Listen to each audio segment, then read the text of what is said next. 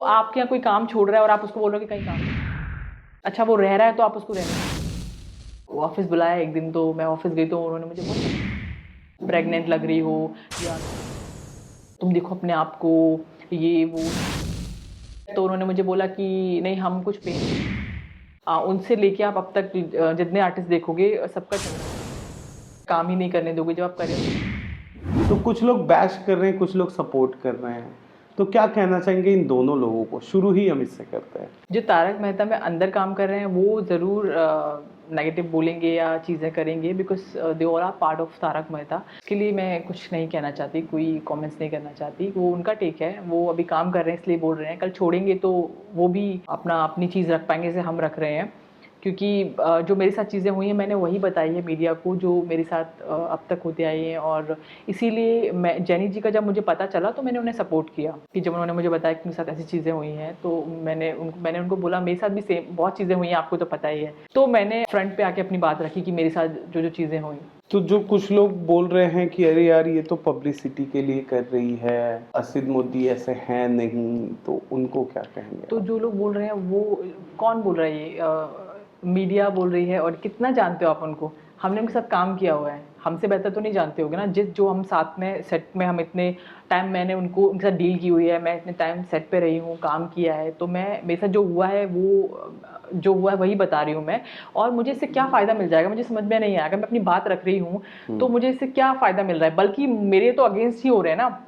लोग अपने अच्छे चीज़ें बनाने की कोशिश करते हैं कि नहीं मैं क्यों बिगाड़ूँ किसी प्रोड्यूसर से। अगर मैं वहाँ काम कर रही हूँ, चलो छोड़ भी दिया तो बिगाड़ूँ क्यों, रिलेशन क्यों ख़राब हो। क्योंकि अगर आप किसी के अगेंस्ट जा रहे हो तो बहुत चीज़ें ऐसी होती हैं आपके अगेंस्ट भी होती हैं।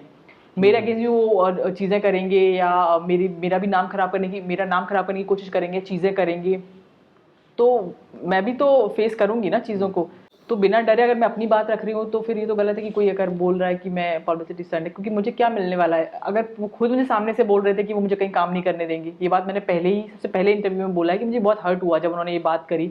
तो आपके यहाँ कोई काम छोड़ रहा है और आप उसको बोल रहे हो कि कहीं काम नहीं करने दोगे, अच्छा वो रह रहा है तो आप उसको रहने भी नहीं दे रहे हो। तो दोनों चीज़ें तो नहीं पॉसिबल है ना। किस तरह का टॉर्चर या हरासमेंट होता था? वाज दैट फिजिकल और मेंटल? हर तरीके का। क्या बात कर रहे हैं, दोनों? जिस तरीके से वो टॉर्चर कर सकते हैं, उनकी टीम बहुत टॉर्चर करती है। मैंने एक इंसिडेंट शेयर भी किया था मेरा कि मुझे उन्होंने मैं ऑफिस बुलाया एक दिन, तो मैं ऑफिस गई तो उन्होंने मुझे बहुत सारी अजीब तरीके की चीज़ें बोली कि तुम प्रेग्नेंट लग रही हो या तुम्हें वेट कम करना पड़ेगा। सिंपल सा आप कह दो कि वेट कम करना पड़ेगा और एक टाइम दे दो।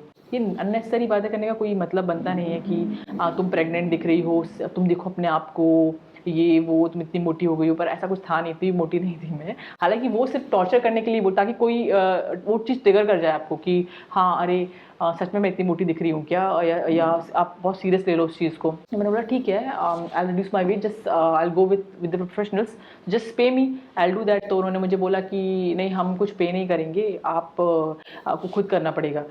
तो और 20 डेज़ का टाइम है, अदरवाइज़ हम आपको शूट नहीं लगाएंगे।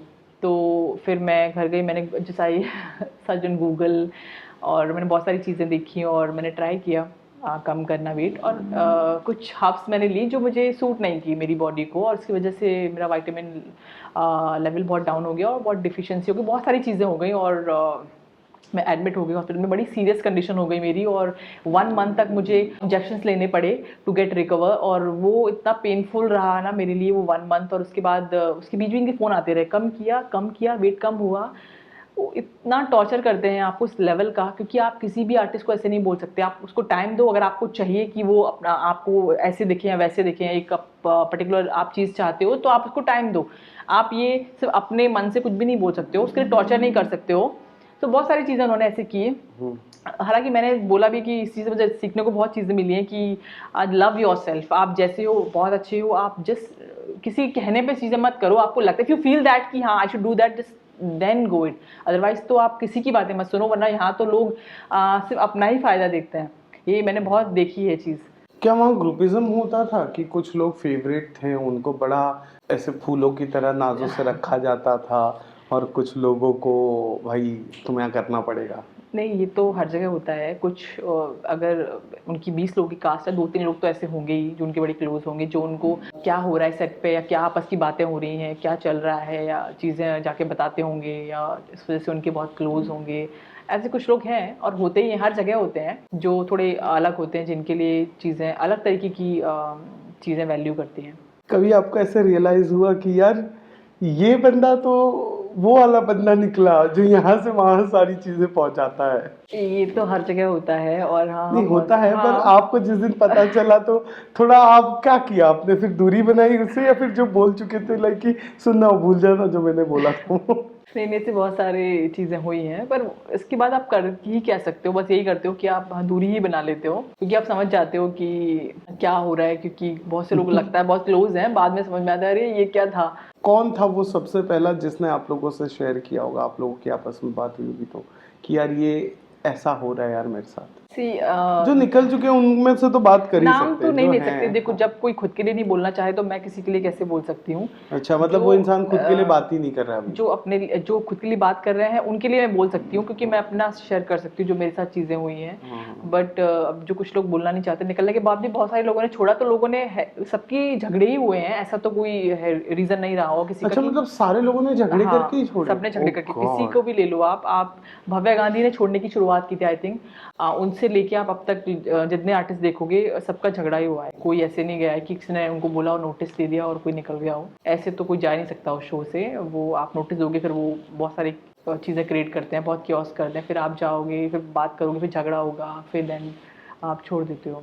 Every action has an equal reaction, right, right. और रिएक्शन आएगा। आप तैयार हो उस रिएक्शन के लिए? हाँ, पहले तो नहीं थी, पर अब तैयार हूँ, क्योंकि जब कोई इंसान बोल ही चुका है काम ही नहीं करने दोगे, जब आप करियर बर्बाद करने पे तुल ही गए हो मेरे, तो फिर मैं क्यों ना बोलूँ जो मेरे साथ चीज़ें हुई हैं, क्यों चुप रहूँ। और डर तो खैर मुझे नहीं है, मैं एक बात मानती हूँ कि ऊपर वाले से बड़ा कोई नहीं है, वो अपनी पावर में थे, उन्होंने बहुत गलत इस्तेमाल किया इसका, आर्टिस्टों को टॉर्चर करना, ये सब चीज़ें उन्होंने की क्योंकि उनके पास पावर थी। पर अब वही चीज़ उनके अगेंस्ट जा रही है कि वही चीज़, क्योंकि जो उन्होंने किया वो कर्मास उनके सामने आ रहे हैं, उनके जो टॉर्चर या जो चीज़ें उन्होंने लोगों के साथ की। Thank you so much for interacting with us. और आप thank you so much for having me, thank you.